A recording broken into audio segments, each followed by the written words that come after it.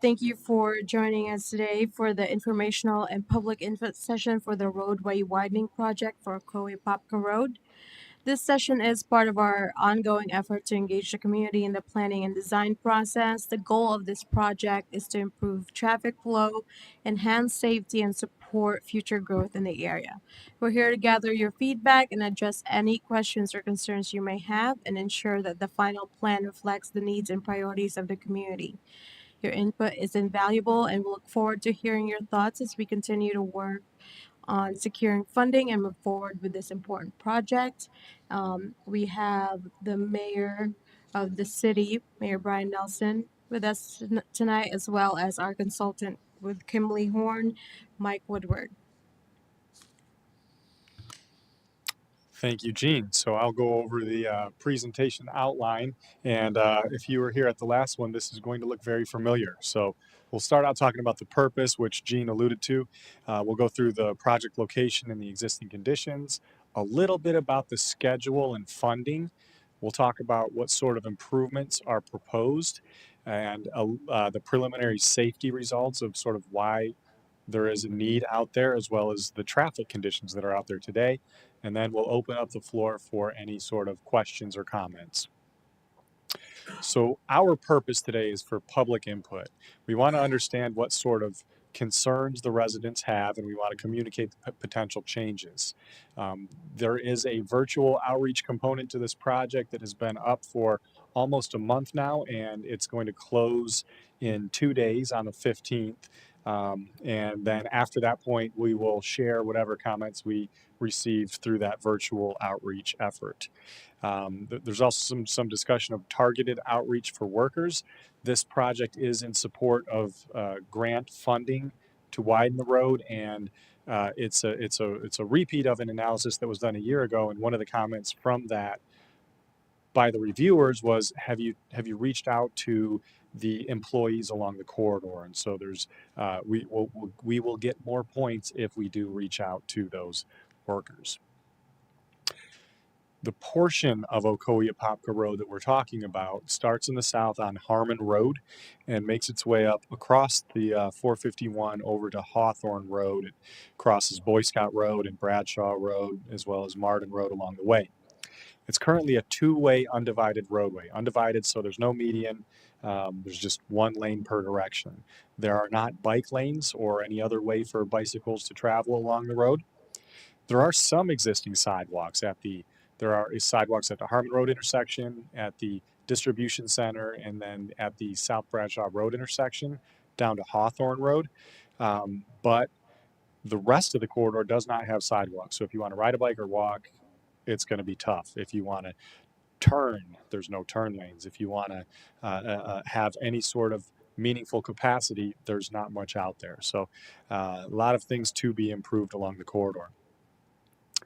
The current traffic on the road, the average annual daily traffic, AADT, is right around 10,000 vehicles per day. So that's a decent number, definitely enough where it should be improved, certainly with things like turn lanes and bicycle and pedestrian facilities. The current traffic volumes are high enough that they discourage use of the sidewalks, and there are paved shoulders, but those are not comfortable for cycling. There's a traffic signal being installed at the Keene Road intersection and also at the Martin Road intersection. Those will be up soon if they're not already. When we looked at crashes over a 5-year period, that's a typical period of time when you do a safety analysis. There were over 100 crashes along this road. Given the volume, that's a lot of crashes. So this rate is high. It's a high rate of crashes. 40 of those crashes, okay, 40 out of 100, which again that's a high percentage, that resulted in an injury. There was one fatality at Hawthorne Avenue. So again, some key points here. There's a high crash rate. A lot of people are crashing. When they do crash, there's a lot of injuries. So both of those things are pretty negative and worthy of investment in doing something about it. Now, the type of crashes, this is interesting. 32% are left turn and 26% are rear end. When you look at crashes, it's normal to see half or more are rear end crashes. That is the most common type of collision. That's what happens most often. People are just not prepared for a car in front of them going at a different speed, and you run into the car behind you. Um, Seeing that the rear end collisions were down at 26%, that's very low. That means when people are crashing, they're having other maneuvers that are typically more dangerous than the rear end collision, which is again why so many of them result in injury crashes. With 32% being left turn, that number is very high. I'm accustomed to seeing somewhere around 10% of crashes being left turn crashes. So up around 30%, that's much higher than typical. So again, I'll just recap that. There's a high crash rate. Of the crashes, a lot of them result in injuries, and a high portion of them are types of crashes that indicate that some sort of access control, something like a turn lane, would be beneficial. The complete streets enhancements that are under consideration are still pretty early on in the process. At this point, the city is thinking that it's appropriate to widen from that 2 lane facility to a 4 lane road and also add a median so that there is a potential for turn lanes. And that will provide additional capacity. It will also address a lot of those safety conditions that I was just describing. There's a recommendation to construct a multi-use trail along the corridor that would then connect with the rest of the countywide trail system. Of course, if this project moves forward, it will have sidewalk connectivity throughout um, on both sides of the road. And as far as bicycle lanes, that they would probably be on, depending on what the typical section looks like, it might be appropriate to have a bike lane on one side and then the multi-use trail on the other. But just depending on what it looks for, again, we're in the early stages. We're not committed to that exact typical section yet. It might be appropriate to have bike lanes on both sides of the roads, both sides of the road. That would be determined in the subsequent step. At this point, we are early on and looking for funding. Speaking of funding, the total estimated cost is just under $30 million for this portion of road, and that's why the city is pursuing outside funding. Federal grants are an option, and we're currently preparing an application for a RAISE grant, RAISE, and that would be used to then design the road and hopefully get enough money to also move forward into construction. The next steps really are contingent on funding. With that sort of a price tag, it's in the city's best interest to obtain some outside funding before moving forward. Federal dollars really are needed. Now, the first step after that, because right of way acquisition would likely be necessary either to widen the road or to acquire property for ponds, some sort of a project development and environmental study would be appropriate. That's known as a PD&E.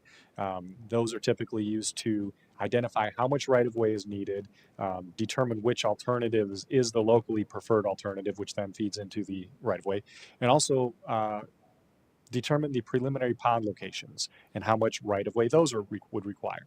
So after that first year of PD&E, the next couple of years would be for design, for budgeting, work planning, and then right of way acquisition would need to be completed by year 4 to allow construction to occur in years 5 and 6.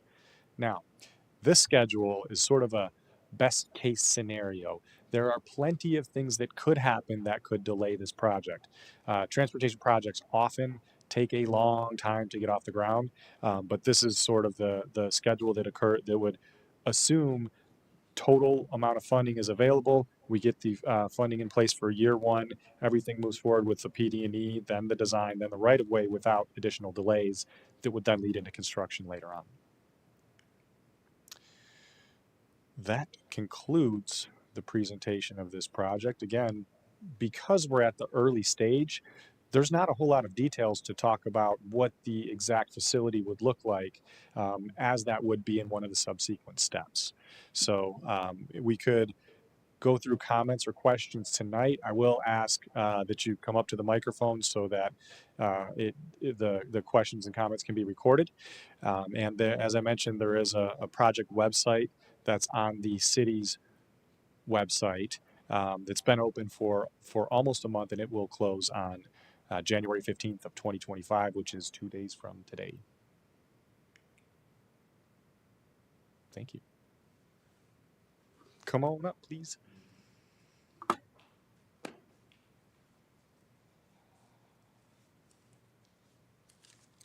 Hello, I am Monique Morris and I own a home at 1019 Ocoee Apopka Road. The house was built in 1934, and all the other houses there on that road they're not livable. I'm sure you pass by there every day. So with you building a four-lane highway, I think those houses should be taken away, including mine, um, because I wouldn't be able to step. No one be able to step out of the house if you have a bicycle. You have a four-lane highway. You have a bicycle lane on one side. You have a trail on one side. It's no way we would be stepping in the street. Literally, every day it takes about 10 minutes just to back out because there's so much traffic on the road. During the hurricane, it's a lake down there. It's literally a lake. Um, I sent pictures to the mayor. I sent pictures to because it's they were saying it's county, so I sent the pictures to Mayor Demings. I sent pictures to Christine Moore. I said, after a while, I'm gonna have an alligator or something swimming in front of my yard. I can't wait to see it. Um, and if you actually looked at the house that's on the corner of Bradshaw Road and Ocoee Apopka Road, that house is literally about to fall in water. If you push the house over, it will fall into the water. Those are, I call them slum lords that have their renting houses down there that's not livable. And nobody in those houses own those houses. So all the houses that's down there right now are being rented by someone. Um, I'm all for what you guys are doing. I think this is great because my mom grew up down there. And so we call it Dead Man Road. That's what we call it when we was growing up, Dead Man Road, because so many people was killed on that road. And it was when I was a little girl, it was just we always saw accidents on that road. So I'm definitely for this, but we need to consider taking those homes away. I think it's like five, six homes there that most of them are not even livable, and some people don't even live in them.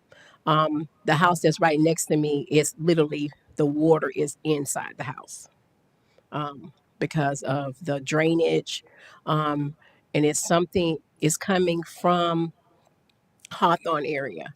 It's coming behind Hawthorne and coming down the road. And literally, when it flowed down, it went in the street. So, every day that people pass by there, they were literally like splashing in water. So there were, and if you can see, if you look back at your accidents in 2023, it's at the highest. So it's not like it's reducing, it's getting more accidents. So I would say if you put this plan in, that maybe you can get with also with the county to see about purchasing that land and get those homes from down there. Mike, can you pull that up, just, I mean, just for the record, where Mhm. she's talking about, is that for Gene? Can you pull up the map so that Monique can Yeah, because I saw see it it? on that map over there. Yeah, Sure, let me. this thing be good for the public record. Hmm. And so while we're pulling up the map, I will speak to the process of the PD&E portion. During that PD&E study, one of the outcomes is a purpose and need. Actually, one of the interim early reports from that is the purpose and need. And once you define the need and state that there is a need to move forward with this process, um, then you go and look at, okay, well, if we widen to the east side or to the west side or to both sides, what does that do to the properties along the road? And the other component about it, which I mentioned, is pines. So if we're going to add more asphalt that's impervious, it doesn't, when the rain comes down, it doesn't go into the ground, it has to flow and get collected somewhere. collected and then treated. So any kind of a roadway project would have to go through permitting where we'd have to demonstrate that adequate water conveyance or collection, conveyance, and quality is happening. That means ponds are necessary. So if you're talking about a situation where these properties are flooding, then it would probably be necessary to convert that area into a pond in order to build the road. So again, I have not seen which specific property it is, Yes. but if this were to move forward, that's probably a great location for a pond.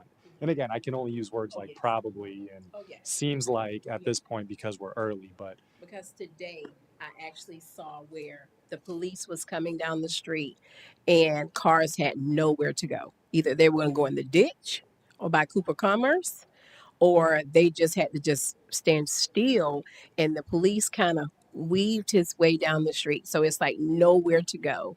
And I see this all the time, and that's when cars sudden stop, then that's why we have the fender benders, the rear enders, because when the sudden stops where it's so it's several businesses on that street that have semi trailers coming in there.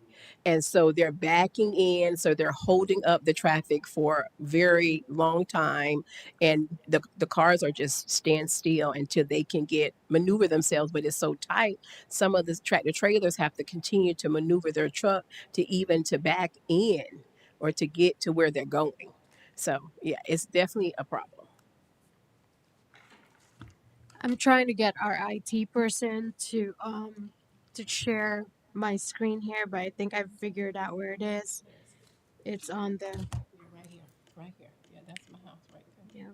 Yeah, this Cooper Commerce right here. Yeah, this is my house right here. Yeah. Yeah. So this is Bradshaw. Bradshaw. Okay. So yeah. So this is Cooper Commerce right here, and so these are the houses right here. Yeah. Yeah. Right there. Yeah. Right there. Yeah. Yeah. Right there. Yeah. So yeah, it's really bad. But thank you. Yeah, and I will share that in the previous meeting, there was some discussion about how that specific area is prone to flooding. So this is consistent with what you're saying now. And Mike, you talk about, yes, just on that same line, talk about stormwater ponds. What, I mean, I know y'all done some preliminary design. Do we need three ponds or do you have like an acreage for ponds? So, just for the record, the mayor was asking if there's been enough preliminary design to know how many ponds are necessary or what acreage they'd have. And at this point, I'm not sure. I don't know where the basins are or how much treatment would need to be provided by ponds. So I don't have that information right now.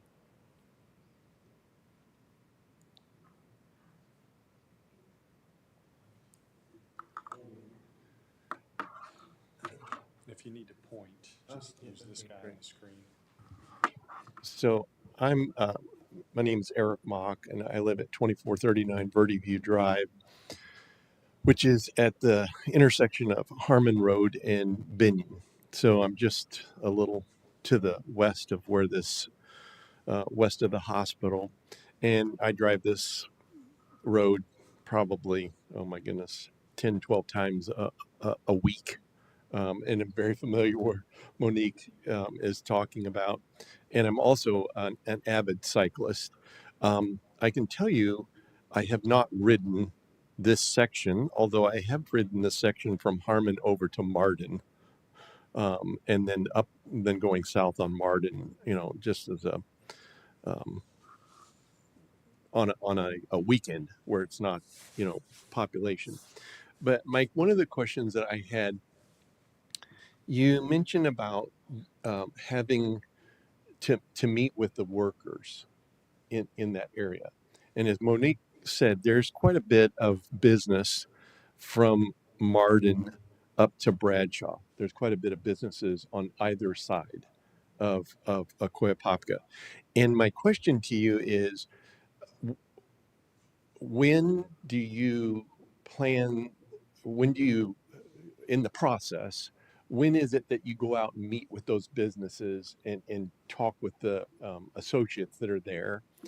And if and when you do, I would suggest you not have this presentation, because what they're going to be most interested in is, okay, so I have a business, especially a business owner. If I'm a business owner on that one stretch there, um, and that would be right in here. If I'm a business owner, I want to know, like Monique's saying, what is the setback for a divided four-way?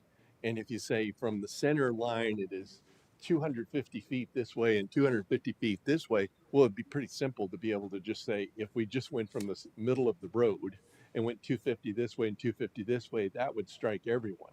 Now, if you said we're going to go from the farthest side, you know, this way 500 feet, then that would then, you know, or because you don't want the road going like this, you know, in that. So I'm just curious when that process. The other question that I had, the 28 million that you're talking about, that's today's dollars.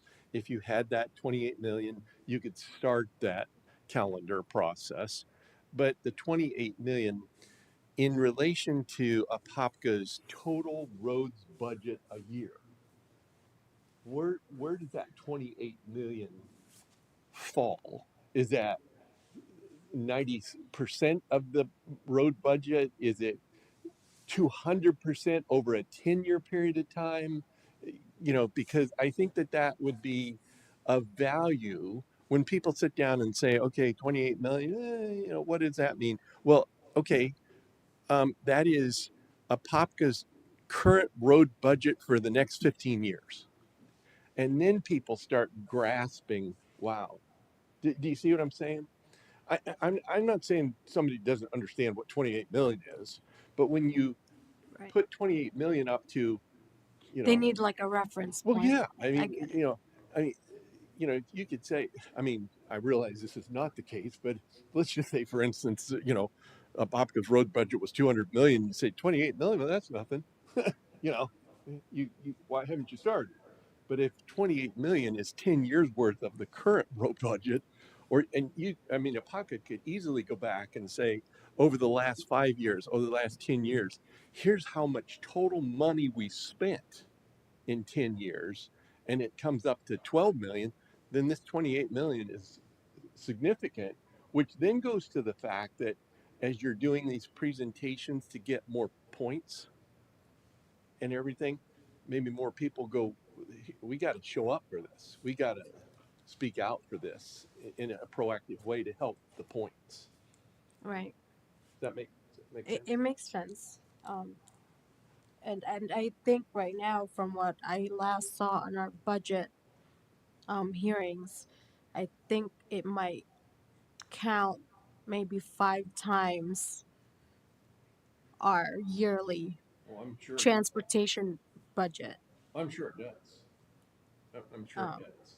And and that's that's just just for capital and projects. that's Yeah. just for the roads. Right. Right. You know, that's just for the the road part. Then you get to the whatever you want to call it, eminent domain or purchasing out properties and everything. That you know, you're talking. In my opinion, that probably easily bumps you up to 30 or more. But anyway, just a thought. So your question of when do you engage with the owners and the people along the corridor? Um, Several times, primarily during that PD&E study. That's where the majority of the outreach would occur.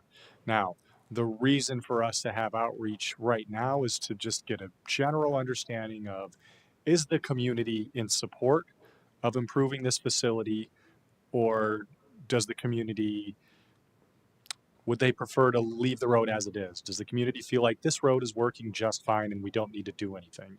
And so by having this outreach, we are demonstrating that the community is behind this project, where if the federal government wants to have an understanding that if we give this money to the city, is the project going to move forward? Or is the city going to say, you know what, our residents are opposed to this, our business owners are opposed to us to this, never mind, and then the federal government would have to figure out what else to do with it. And so they want to avoid that sort of situation. They just want the understanding that uh, the project has general support. Now, when you get to the discussions of how wide does the road need to be and how much property acquisition is necessary in order to accomplish that width of road, that's those things are that's what's germane to the PD&E study. Those are the primary questions that are answered. What should this road look like? Where specifically should we build it? Um, and what properties are necessary to be acquired for that? Then in the following steps, the right of way acquisition, property acquisition steps, that outreach would be to like a one-on-one basis with a property owner. During design, it's typical to have public engagement that pretty much says, okay, well, here's what it's going to look like, and here's our schedule. And you get into more details just on schedule and specific widths and where the connections are, where the driveway is going to be, and what areas are going to not have a driveway. So it just gets more and more detailed as it gets further along. But the PD&E study is where you would determine exactly, well, in general, how wide the road should be, whether you're taking the center line and widening both sides, or kind of holding one edge and widening everything to the east, or holding the other edge and widening everything to the west. So slap the microphone. Yeah. Excuse me.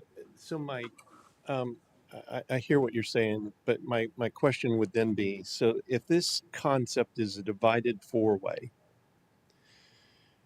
I'm guessing that there is an allowable variance where room is no issue. Then you might say the divided four-way is, I'm just throwing out numbers. I have no idea. Is 600 feet. Call it 120. Okay, 120 feet. A divided four-way from the farthest side to the farthest side. Okay, if you're a little more challenged, you probably have the leeway of having a divided four-way be 105 feet.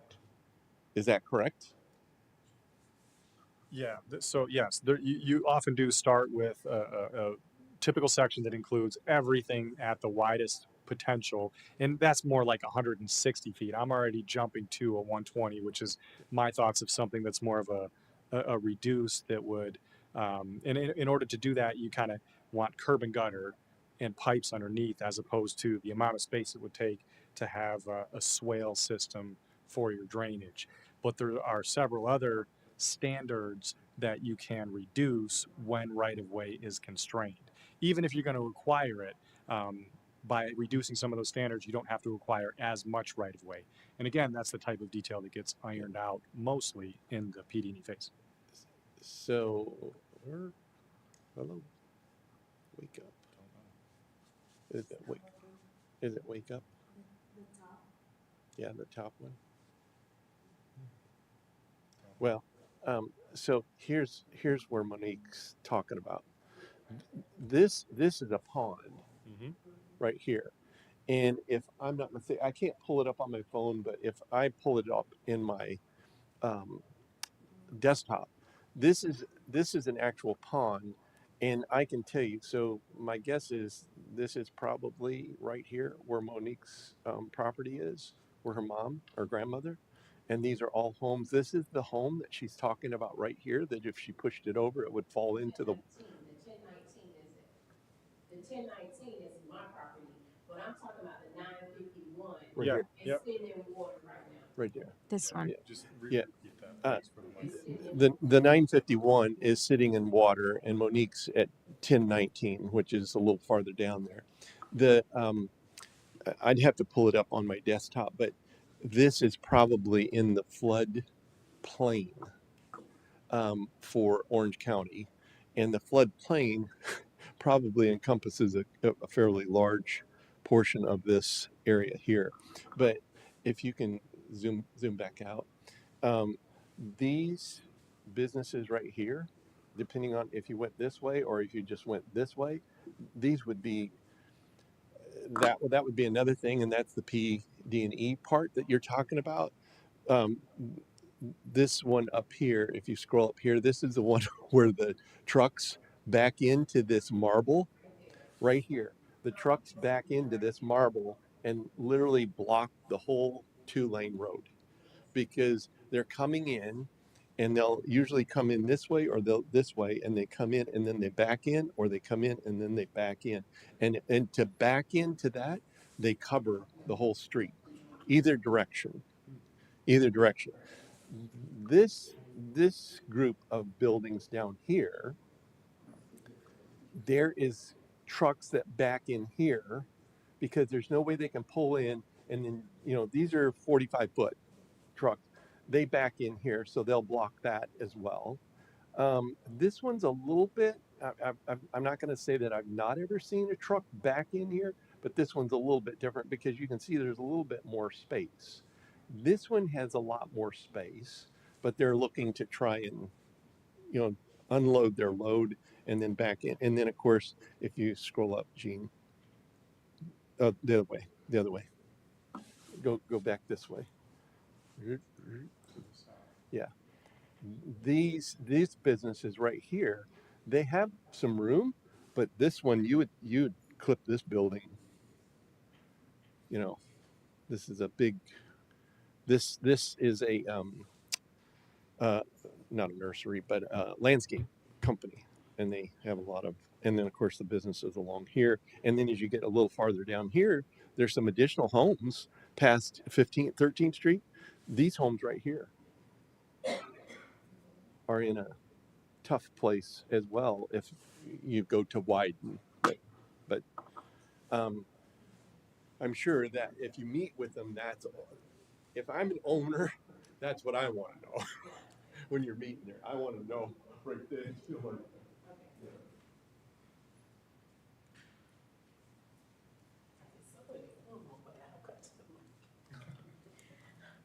Yes. So I know you're saying that this meeting is to find out if people support it. Of course, I support whatever you're going to do. However, is four of us in here. So how is this meeting information getting out? And did you send it to the business owners also? And then, so what if it continues to be 4 and 5 people?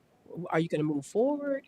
And then how does the county come in on this? Because I pay city water, but that is the county.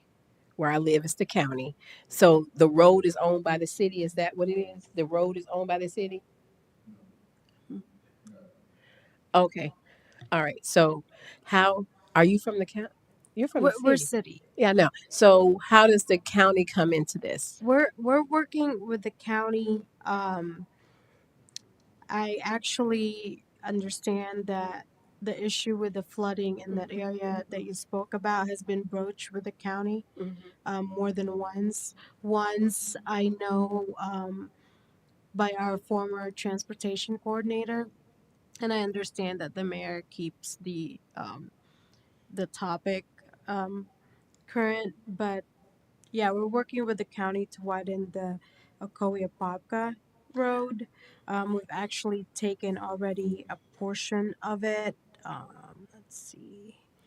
Well, I spoke to We're Commissioner about to Moore. get the deed on a good portion of this area of Ocoee Apopka, as a matter of fact. We're waiting for the county as a formality to just sign off on it. Okay. Um, so yeah, this is a little bit of a partnership project also. Okay. I wanted to make sure because I spoke to Commissioner Moore and she told me this project was 10 years down the road. I mean, that's usually the typical time frame for long But range he projects. showed 5. So yeah, let me clear that up a little bit. So at this point, with there not being funding, there's no definitive time frame for this at all.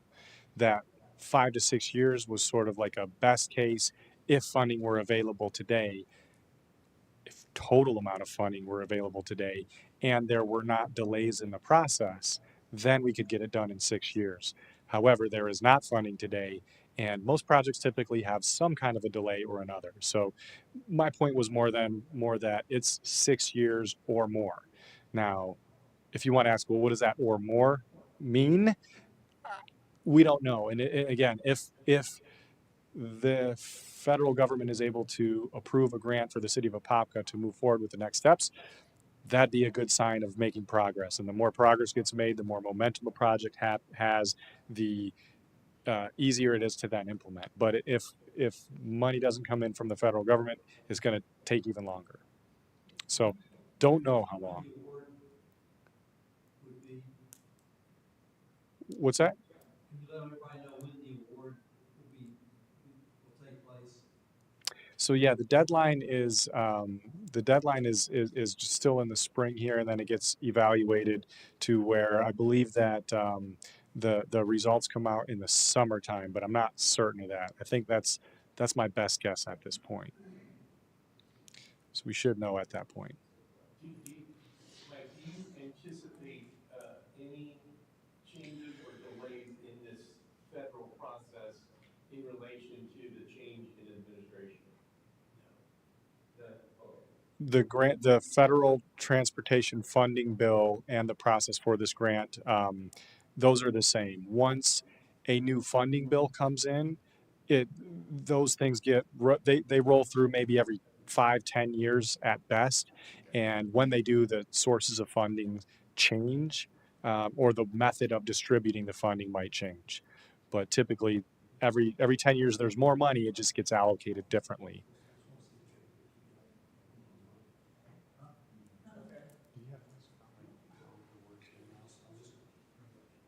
So there was a question about how this word was getting out. We published this on the Apopka Chief.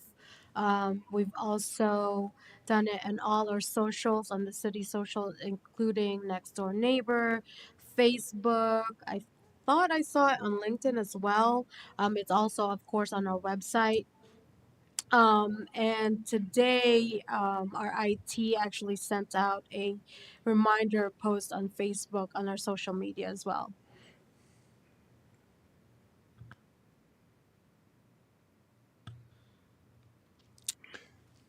Yes, sir. Obviously, my comment is that this is, in my opinion, a must project, that it must be done. And the reason why I say this, for safety concerns, for one, is because now we have a hospital that's uh, en route on Apopka Court Road, and there is no place for traffic to get off of the road to allow emergency vehicles to get past them. So that's one concern. And then the other one is that there are pedestrians as well that walks along Apopka Court Road, and individuals that ride bicycles along, and there are no sidewalks either on either side of the road. And so it's a safety concern. And so, in my opinion, that it needs to be 4 lane from where it stops uh, at the hospital all the way to at least Hawthorne. It'd be nice if we could go all the way to Park Avenue, but that might be stretching it a bit. But at least the Hawthorne, that needs to be 4 lane. And I've seen indications where they would like 3 lane, 4 lane, 3 lane, 4 lane. But I think the entire stretch needs to be 4 lane. And I believe that there's enough land there available to make that happen, that would also help cure the flooding problem that's at Bradshaw and Ocoee Apopka Road. And so I would strongly suggest, recommend, and encourage that this project takes priority.